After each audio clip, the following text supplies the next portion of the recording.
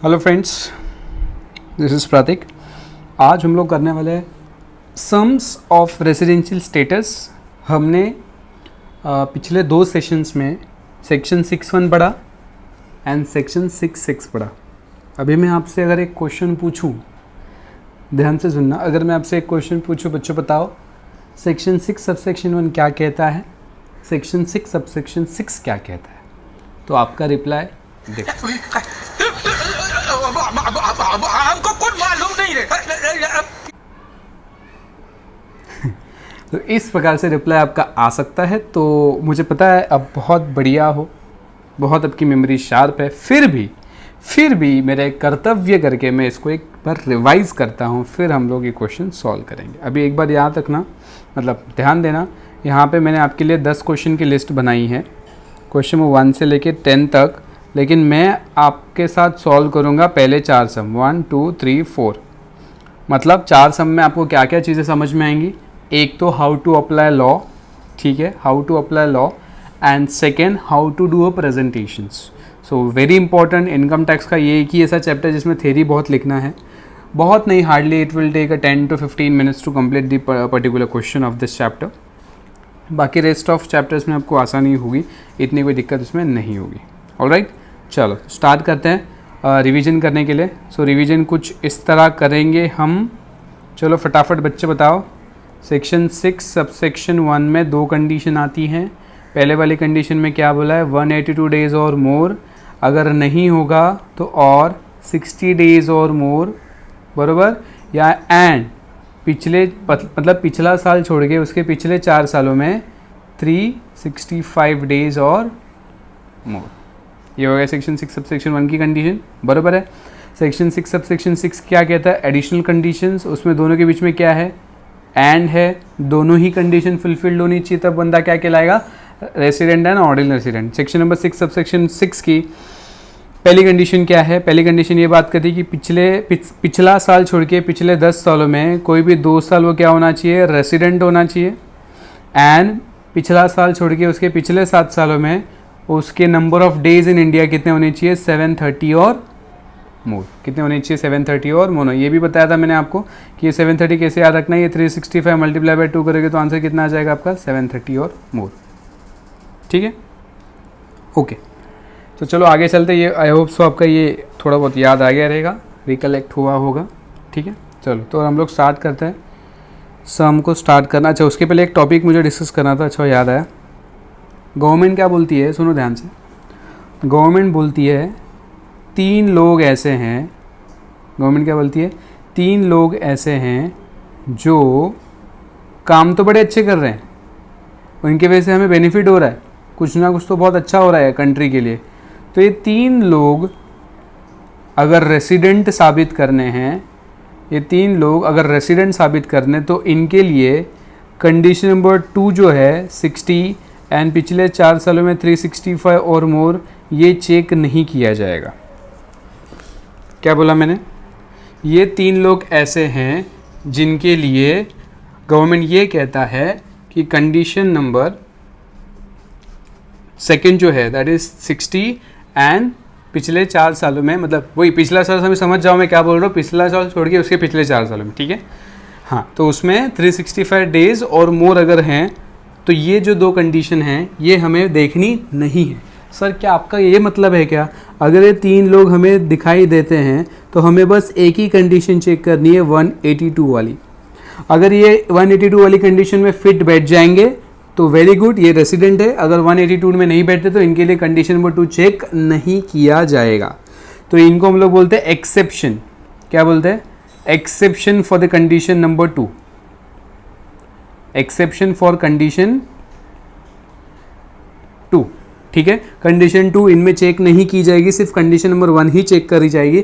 मैं basic condition के बारे में बात कर रहा हूँ। बेसिक कंडीशन में ये 2 कंडीशन है ना, तो इन 3 लोगों को ये कंडीशन चेक नहीं होगी, बस एक ही कंडीशन चेक होगी। अगर ये हो गया तो बल्ले बल्ले, नहीं तो कुछ नहीं। ठीक है, चलो तो ये 3 लोग कौन से हैं,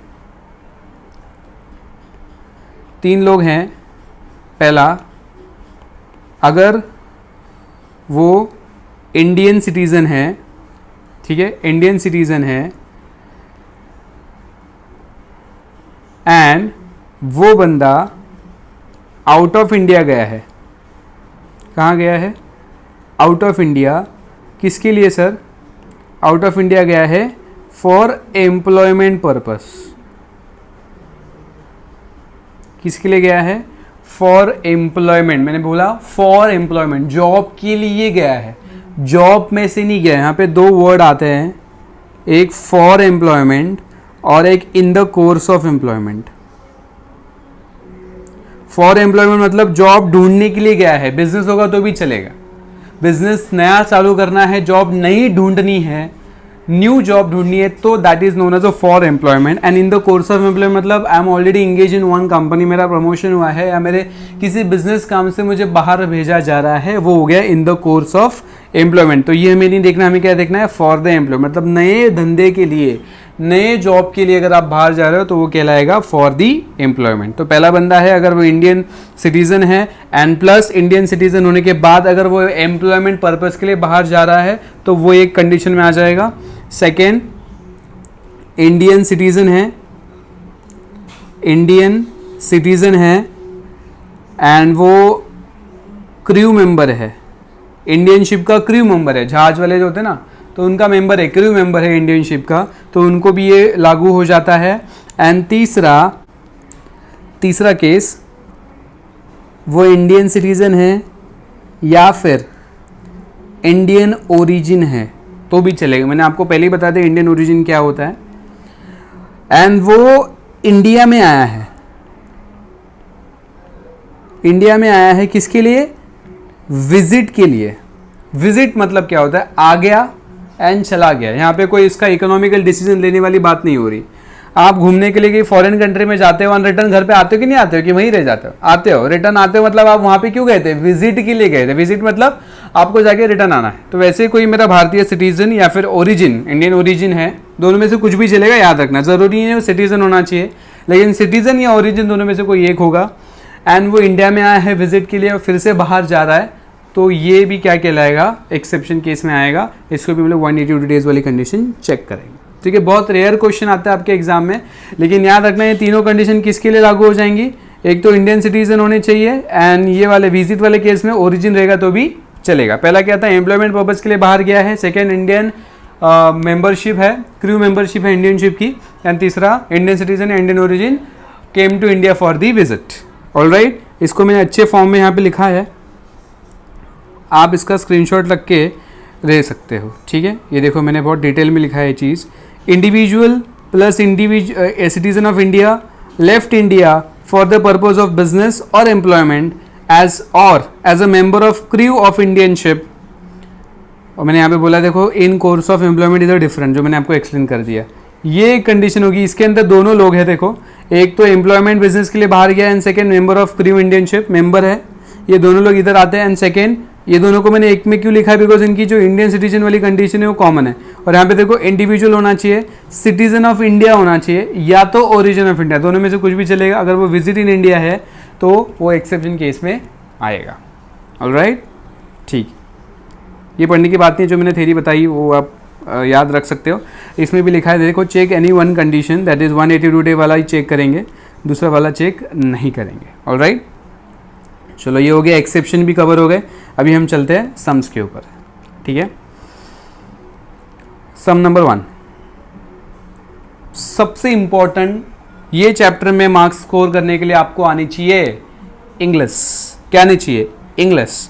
इंग्लिश आती है तो आप इसको बहुत अच्छे से कर सकते हो। मेरा मतलब है आपका रीडिंग प्रॉपर होना चाहिए।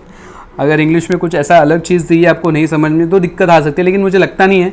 ये 10 सम सॉल्व कर लोगे तो आपका सारे के सारे डाउट सॉल्व हो जाएंगे एंड मैं गारंटी कि इसके बाहर से सम ये चैप्टर में नहीं आएगा। ठीक है, मैंने वो सारा सम अप कर दिया है, पूरा इंक्लूडेड है इसके अंदर। ठीक है, चलो चलते हैं पहले सम के ऊपर। ठीक है, अभी कुछ बच्चा है ना, अच्छा ठीक है, चलो सम 1 के बाद ही बात करते हैं। क्या लिखा है? Mister Baker German citizen. कौन है ये? German citizen. इसमें ही बात समझ में आती है कि किसी भी एक्सेप्शन में वो काम नहीं आने वाला। एक्सेप्शन के लिए क्या होना चाहिए? इंडियन सिटीजन होना चाहिए, राइट? तो एक्सेप्शन वाला केस नहीं है। German citizen came to India for the first time, आपको लगा रहेगा फर्स्ट टाइम आया मतलब विजिट। वो विजिट की कंडीशन किसको अप्लीकेबल है? सिटीजन या फिर ओरिजिन। यहाँ पे ऐसा कुछ भी नहीं है, यहाँ पे डायरेक्टली दिया है जर्मन सिटीजन, मतलब इंडिया का नहीं है, एक्सेप्शन में नहीं आएगा, मतलब इसको दोनों कंडीशन में चेक कर सकते हैं, ठीक है। Mister Baker German citizen came to India for the first time on, देखो कब आया इंडिया में, 1 अप्रैल 2015, 1 अप्रैल 2015 में वो इंडिया में आया है। And started a business in Kerala, Kerala में बिजनेस स्टार्ट कर दिया, कब से, 1 अप्रैल 2015 से।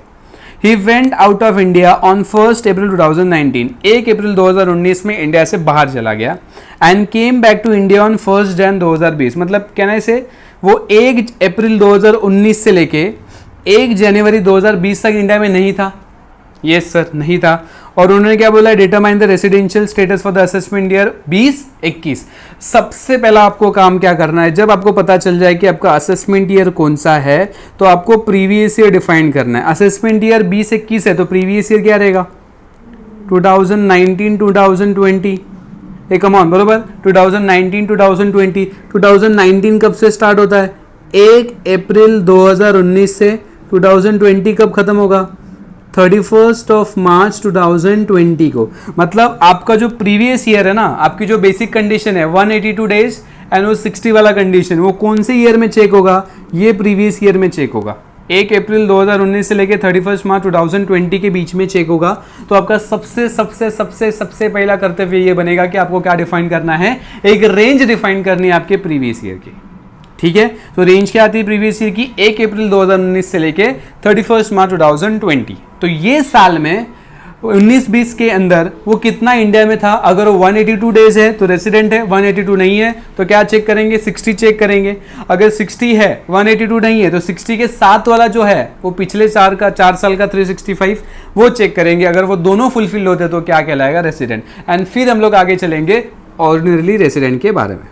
ऑलराइट, तो चेक करो इसका प्रेजेंटेशन कैसा है। ये देखो, सबसे पहले ये चैप्टर के आंसर में आपको ये पूरा का पूरा लॉ लिखना है। पहले देखो कैसा लिखा है मैंने प्रेजेंटेशन, आपको भी सेम लिखना है। इतना लिखने का जरूरत नहीं है, लेकिन मैं सोचता हूँ कि इतना लिखोगे तो कोई माई का लाल आपको आपका मार्क्स कट नहीं कर पाएगा।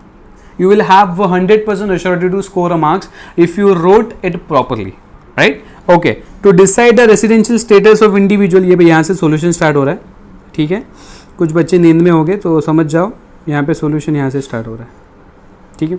चलो, to decide the residential status of individual, basic condition of section 6 subsection 1 should be satisfied.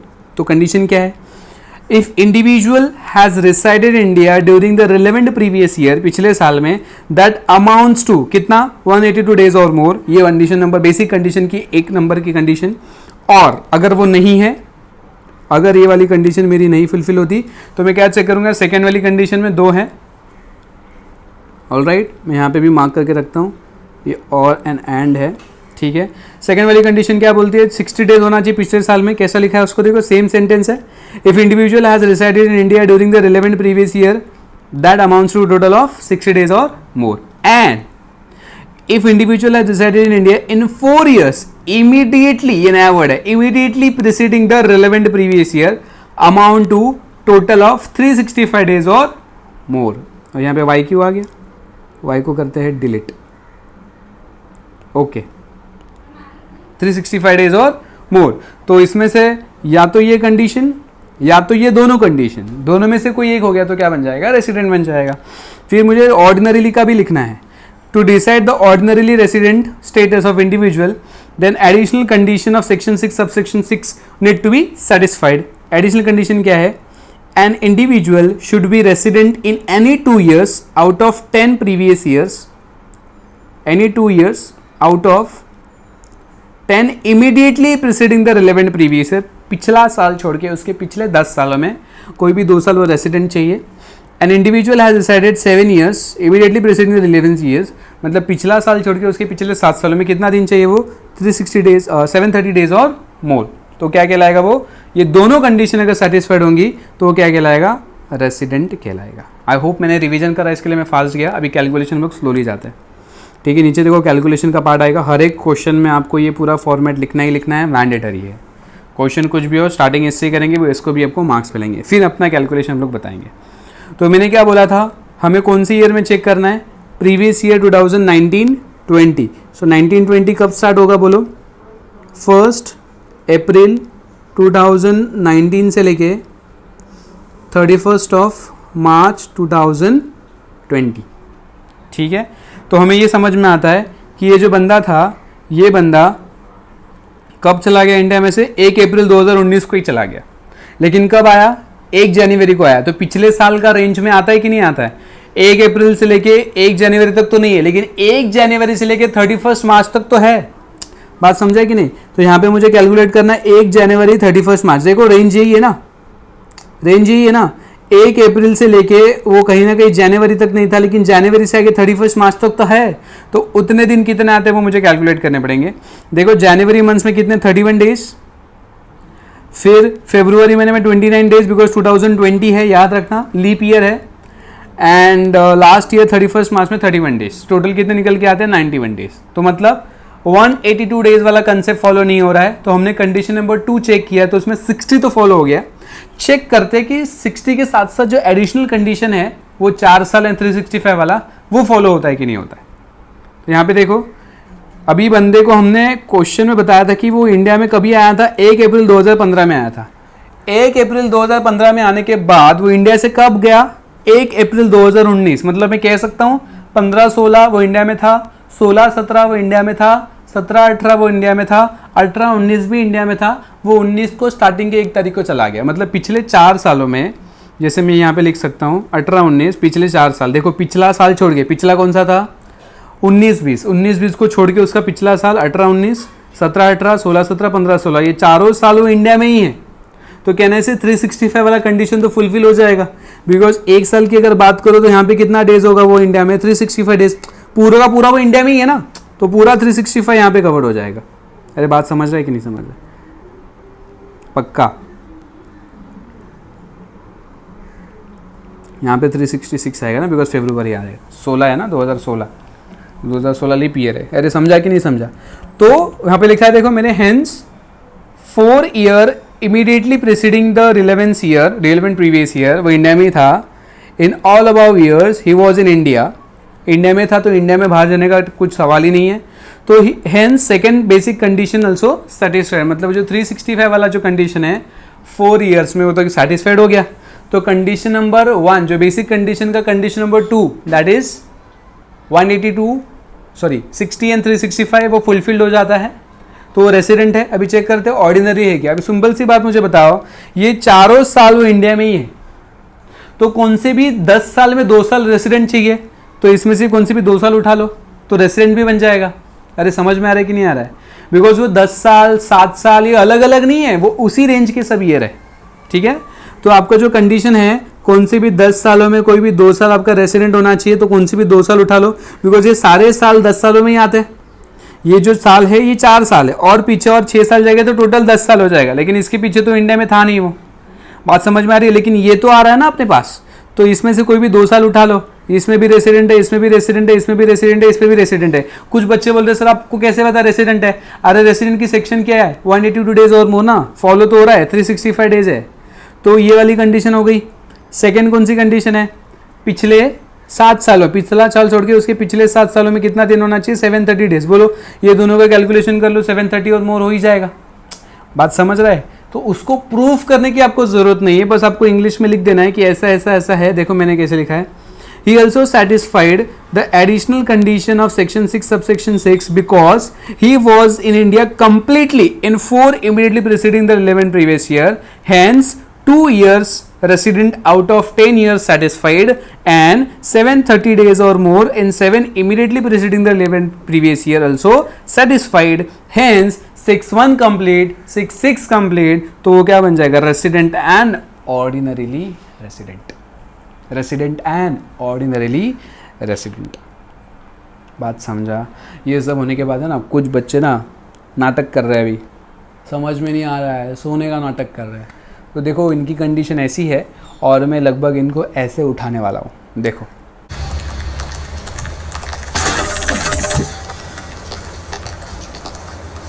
ए चल बे शाणे, चलो उठ। ये घोड़ा ला रे, कोट भर। देख आखिरी बार बोल रहा हूँ, उठ जाने तो हमेशा के लिए उठ जाएगा। उठने के लिए थोड़ी बेहोश हो। हाँ, उठ जाओ भाई, उठ जाओ। कुछ लोग सोए रहेंगे, अच्छे से एक बार इसका स्क्रीनशॉट लेके रीड कर लेना, बिकॉज और एक क्वेश्चन मैं सॉल्व कर रहा हूँ। 4 क्वेश्चन करूँगा, ये तो पहला क्वेश्चन हो गया, ठीक है। इसका मैं रख रहा हूँ तो इसका प्रॉपरली स्क्रीनशॉट ले लेना, प्रॉपरली इसको चेक कर लेना, ठीक है। मैं आधा आधा करता हूँ, पहले इसका स्क्रीनशॉट ले लो, इसका स्क्रीनशॉट ले लो, ओके, फिर इसका स्क्रीनशॉट ले लो, ओके, फिर इसका, ठीक है, फिर इसका screenshot. As it is presentation आपको करना है। ये मैंने खुद से नोट्स बनाए हैं, खुद से टाइपिंग करके लिखा है, तो आपको भी उतनी मेहनत करनी है। ऑलराइट, ये तो पीडीएफ ऑलरेडी अवेलेबल है हमारे पास बहुत सारे क्वेश्चंस के, लेकिन मैं चाहता हूँ कि अपने तरीके से बहुत एक सिस्टमेटिक मैनर में आपको इसको लिख के दूँ, तो ये चीज़ मैंने यहाँ पे आपके लिए प्रेजेंट करी है, ठीक है। चलो क्वेश्चन नंबर 2 पे चलते हैं। क्वेश्चन पढ़िए, क्वेश्चन पढ़िए। मिस्टर जॉन, ओहो उल्टा हो गया, mister John was born in UK, मतलब ओरिजिन तो नहीं है, बराबर, मतलब इंडियन सिटीजन ही है। He came to India for the first time April, देखो वही सेम केस है, 1 अप्रैल 2015 में, बराबर है, 1 April 2015, and started business in India, same condition है, बट यहाँ पे थोड़ी अलग है। He went back to UK on 10 August 2019, 10 अगस्त को 2019 को यूके में चला गया, 2015 से 10 अगस्त तक वो इंडिया में ही था, याद रखना। फिर he again came back to India on 14 November 2019, फिर से वो 14 नवंबर 2019 को इंडिया में आया, एंड फिर से ही रिटर्न टू यूके ऑन 28 जनवरी 2020, ठीक है। तो आपको समझ में आ रहा है, तिगड़म तिगड़म है, कभी आ रहा है कभी जा रहा है। Determine is residential status 2020-2021, alright, पक्का पक्का, ओके। तो यहाँ पे समझ में आया कि पिछला तो कंडीशन है वो तो सेम है, बस हमें प्रीवियस ईयर में प्रॉपरली डेज कैलकुलेट करने, ठीक है। मैं यहाँ पे पॉज करके आप खुद से आंसर निकालने की कोशिश करो, ठीक है, खुद से आंसर निकालने की कोशिश करो, ठीक है। और जिन बच्चों का आंसर राइट आ जाएगा मेरे हिसाब से, अच्छा ठीक है, चलो बाद में चेक करते हैं, पहले मैं एक्सप्लेन कर देता हूँ, ठीक है। ओके, देखो ये तो सेम है, ये तो एज इट इज सेम है, उसमें कोई चेंज नहीं है, बराबर। नंबर ऑफ डेज कैलकुलेट करते हैं, देखो रेंज क्या है सर, रेंज है ना, रेंज है 1 अप्रैल 2019 से लेके 31 मार्च 2020 तक, ठीक है, ओके।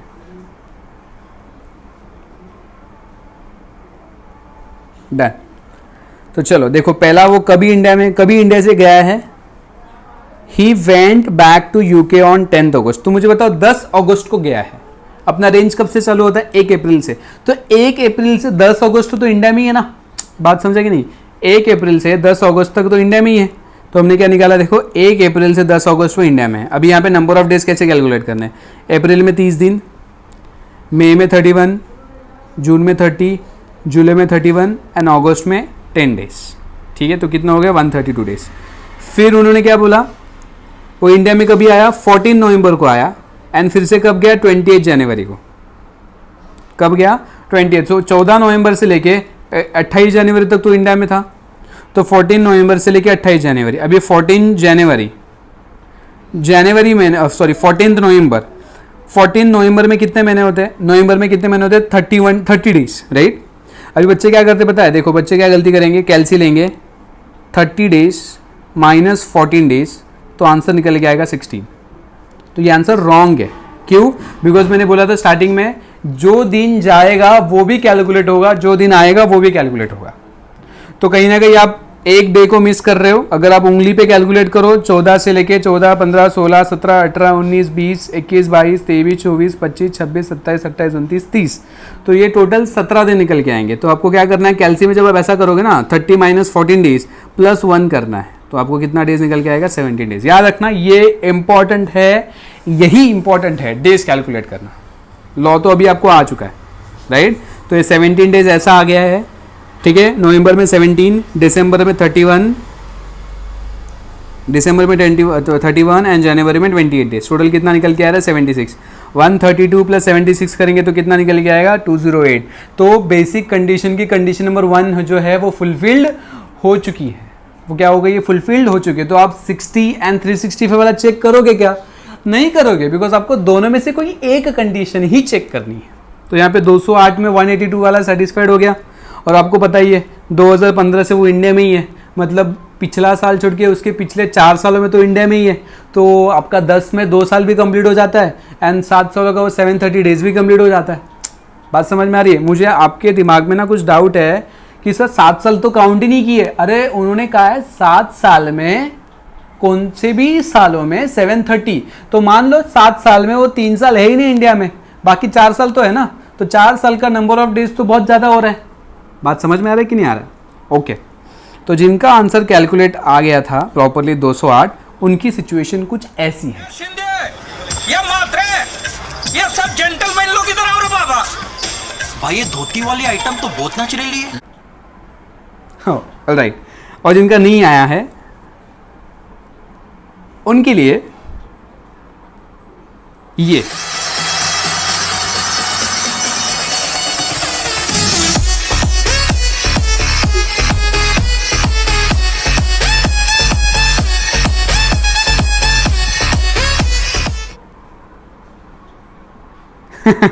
ओके, थोड़ा मैं कॉमेडी सेंस बनाने की कोशिश इसलिए कर रहा हूँ ताकि आपको वीडियो देखते थे बोर ना हो।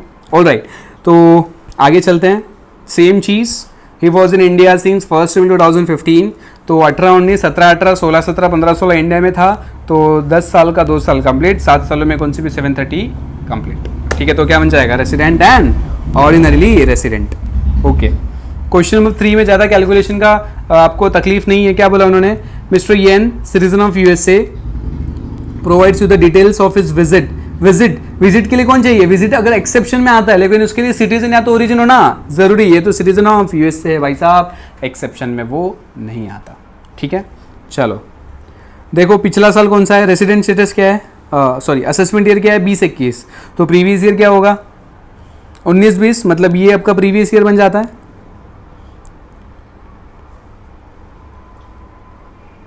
ये क्या बन जाएगा आपका? Previous year. ऑलराइट, अच्छा उन्होंने क्या बोला यहाँ पे?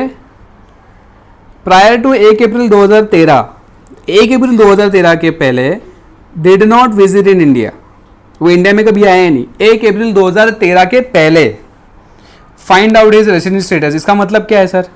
2013 के बाद वो आना जाना पड़ता है, उसको आना जाना है इंडिया का। अरे यस और नो? Yes sir.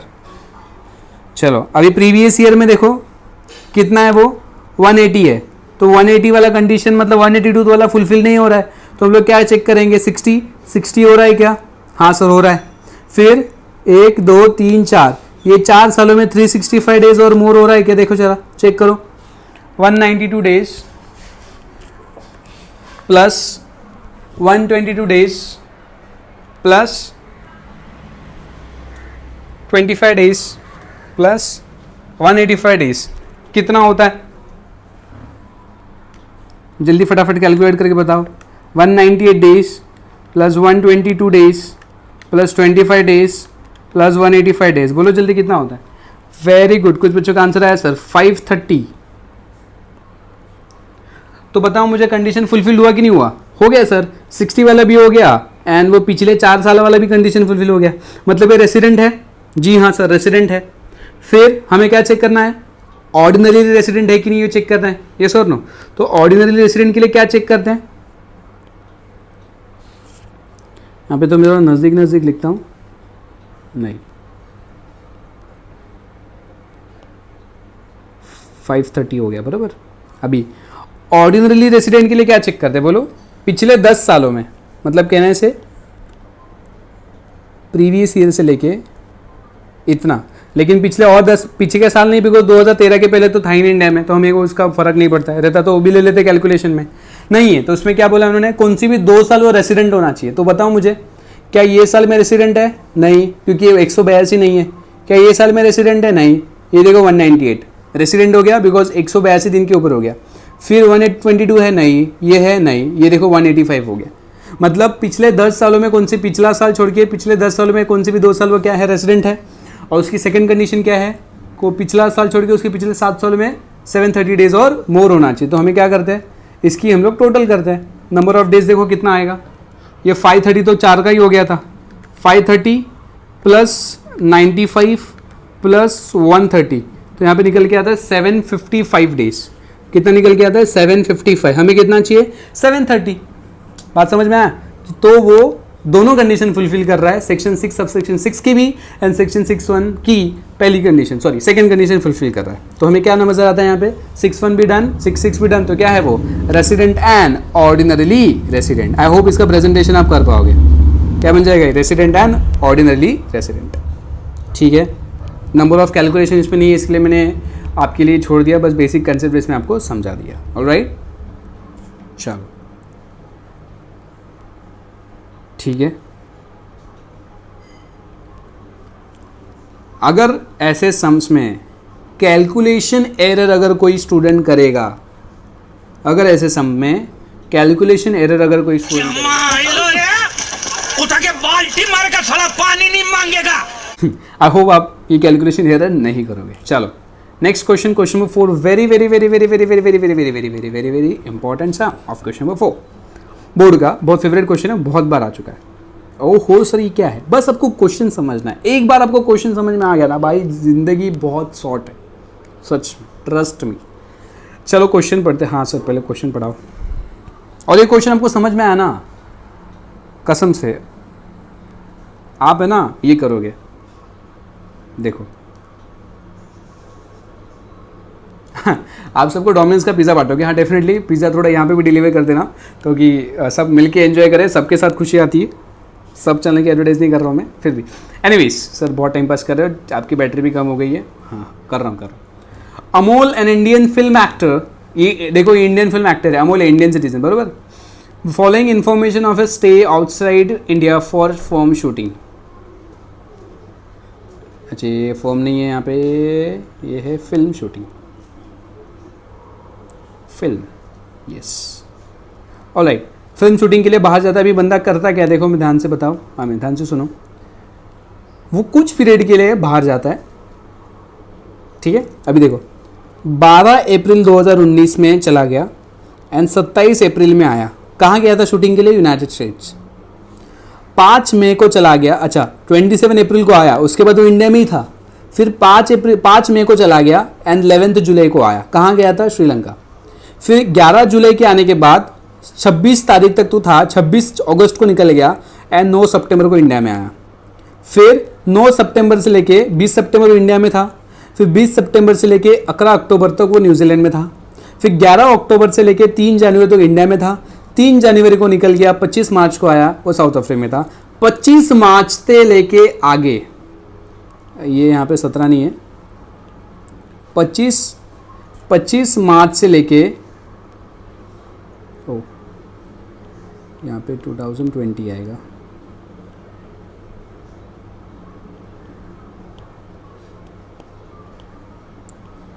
ये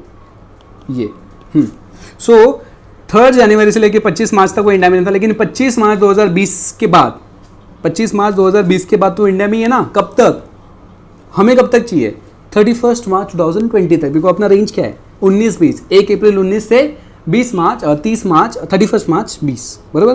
तो 25 में से 25 मार्च से लेके 31 मार्च वो इंडिया में है। ऑलराइट, तो इसमें क्या समझा आपको, हमें क्या लेना है, जब वो इंडिया में नहीं था उससे कोई मतलब नहीं, कब वो इंडिया में था वो हमें डे कैलकुलेट करने हैं। उसके बाद देखो उन्होंने क्या बोला है, ही मेड इज डेब्यूट, जो भी इसका कॉम्पिटिशन था इन इंटरनेशनल फिल्म्स ऑन 10 मार्च 2017, उसने भर दिया एंड वेंट टू हॉलीवुड। तो 10 मार्च 2017 में वो हॉलीवुड में चला गया 2 साल के लिए, मतलब 17, 18, 19, बराबर ना, 17, 18 एंड 18, 19, ये 2 साल वो इंडिया में नहीं था। फिर कब आया, 28 मार्च 2019 को आया, ठीक है। तो इसका डिटरमाइन करना है रेसिडेंशियल स्टेटस। तो पहला तो हम लोग क्या करेंगे, कब वो इंडिया में था। सबसे मुझे पहली बात बताओ, सबसे पहले इंडिया में कब गया, इंडिया में आया कब, 28 मार्च 2019, मतलब कहने से 1 अप्रैल में इंडिया में था। 1 अप्रैल 2019, ध्यान से समझ रहे हो, 1 अप्रैल 2019 में तो इंडिया में था। बिकॉज वो गया कब है, 12 अप्रैल को गया है। कब गया है, 12 अप्रैल को। तो कहने से 1 अप्रैल 2019 से लेके 1 अप्रैल 2019 से लेके 12 अप्रैल तक वो इंडिया में था। अरे ये सर नो, कितना डेज होगा वो 12 डेज होगा। कैसे कैलकुलेट किया, 12 माइनस 1 11 प्लस 1 12, या तो उंगली पे कैलकुलेट करके तो भी 12 डेज आएगा। फिर 27 अप्रैल को वो आया, तो 27 अप्रैल से लेके वो 5 मई को गया है, मतलब 27 अप्रैल टू 5 मई वो इंडिया में था। ये बात समझ में आ रही कि नहीं? ये जो पीरियड है वो बाहर का पीरियड है, मतलब जहाँ पे वो इंडिया में नहीं था। ये पीरियड छोड़ के जो पीरियड बचता है उसमें वो इंडिया में, ठीक है। तो 27 अप्रैल से लेके 5 मई तक वो इंडिया में था। तो सेकंड देखो हमने वही लिया है, 27 अप्रैल से लेके 5 मई इंडिया में था। कितना दिन निकल के आता है? 27 अप्रैल महीने में कितने दिन होते हैं बोलो? 30 दिन, बरोबर ना। 30 माइनस 27 तो कितना निकल के आएगा? 3 प्लस 1 4 डेज, ठीक है। और महीने के मई महीने के 5 दिन, तो कितना डेज आएगा? 9 डेज। सेम तीसरा, जुलाई से लेके 26 अगस्त, सो 11 जुलाई से लेके 26 अगस्त, जुलाई महीने में 31 डेज, 31 माइनस 11 20 प्लस 1 21 डेज। जुलाई अगस्त में 26 डेज, टोटल कितने निकल के आएंगे? 47 डेज, ठीक है। फिर नेक्स्ट कब गया इंडिया में से? 9 सितंबर को चला गया, एंड कब आया? 20 सितंबर। तो 9 सितंबर से 20 सितंबर, 9 सितंबर से 20 सितंबर कितना दिन निकल के आएगा? 20 माइनस 9 11 प्लस 1 12, तो 12 डेज आ गए, ठीक है। प्लस 1 क्यों कर रहा समझ रहा ना? बिकॉज जिस दिन आया है वो भी इंक्लूड करना है, आई मीन जो दिन पे गया है वो भी इंक्लूड करना है, जो दोनों इंक्लूड करना है बेसिकली। Alright, okay. फिर 11 अक्टूबर को आया, 3 जनवरी तक इंडिया में था। सो 11 अक्टूबर से लेके 3 जनवरी, अक्टूबर में कितने दिन होते हैं? 31 माइनस 11 20 प्लस 1 21 डेज। अक्टूबर के, नवंबर के 30 दिन, दिसंबर के 31 डेज एंड जनवरी के 3 डेज, कितने आ गए? 85 डेज। एंड लास्ट में 25 मार्च को इंडिया में आया। अप टू मुझे कब तक चाहिए? मेरा प्रीवियस ईयर कब खत्म हो रहा है? 31 मार्च 2020। तो 25 मार्च से लेके 31 मार्च 2020 7 दिन। तो अगर मैं सारे डेज को मिलाऊं, मतलब कौन से ये 12 दिन 9 दिन 47 डेज 12 दिन, फिर 85 डेज एंड 7 डेज, तो मुझे कितना निकल के आ रहा है? 172 डेज। मतलब ये 182 वाली कंडीशन फुलफिल नहीं करेगा। अरे येस और नो? नहीं करेगा, बराबर। तो 60 डेज पूरा करेगा क्या? हाँ, सो 60 डेज तो हो रहा है, ठीक है। अभी ध्यान से देखना, 60 डेज हो रहा है, तो 365 होगा कि नहीं होगा? यहाँ पे उन्होंने क्या बोला है?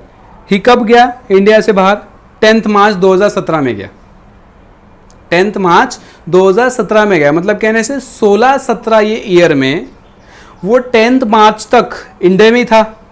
मतलब कहने से 16-17, बराबर। यहाँ पे भी लिख देता हूँ, देखो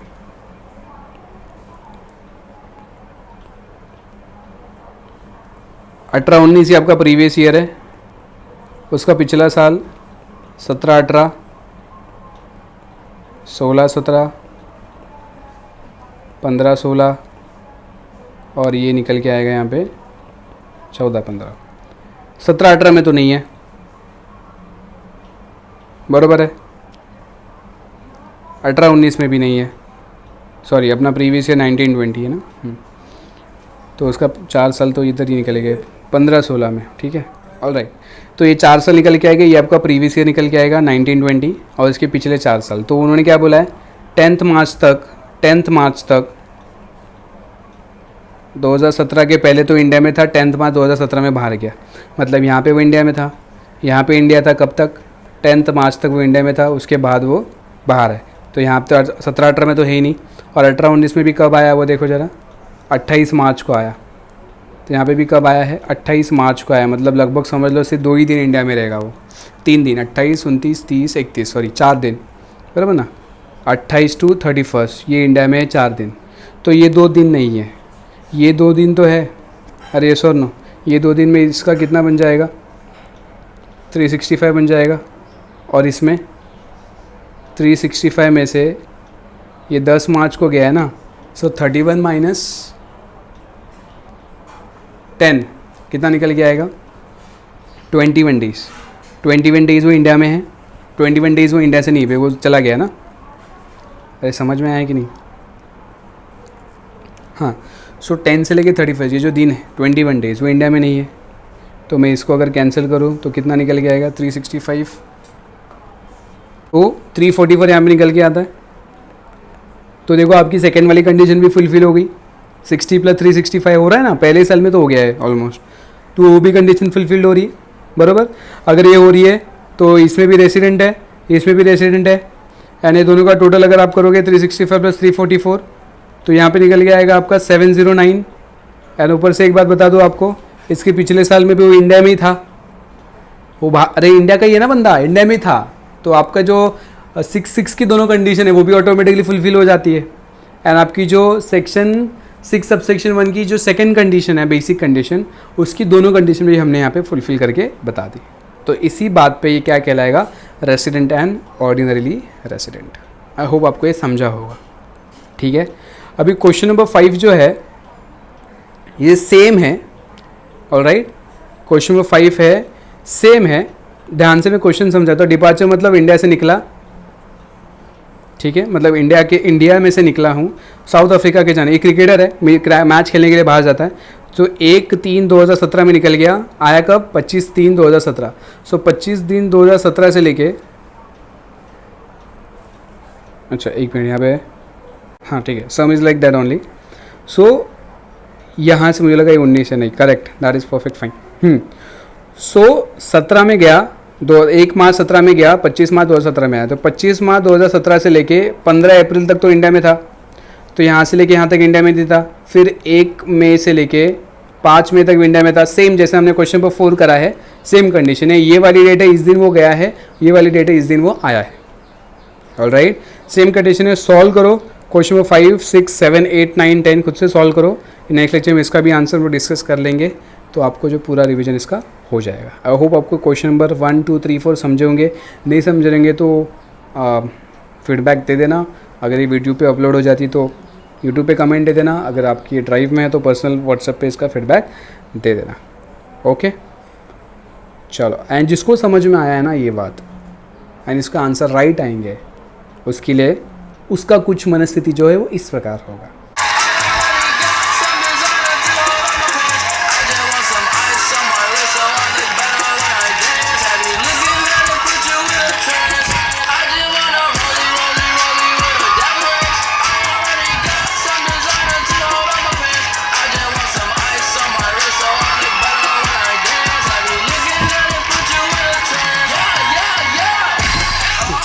ओके देन, चलो, thank you so much, have a good day, keep practicing. और सम शेयर तो और भी मिल जाएंगे, लेकिन ये बहुत ज़्यादा है, इनफ है। इसके बाद जो नेक्स्ट चैप्टर चालू होगा, नेक्स्ट सेशन में चालू होगा, उस तक, तब तक के लिए वेट करिएगा एंड स्टडी करते रहिएगा। Okay, thank you so much, bye.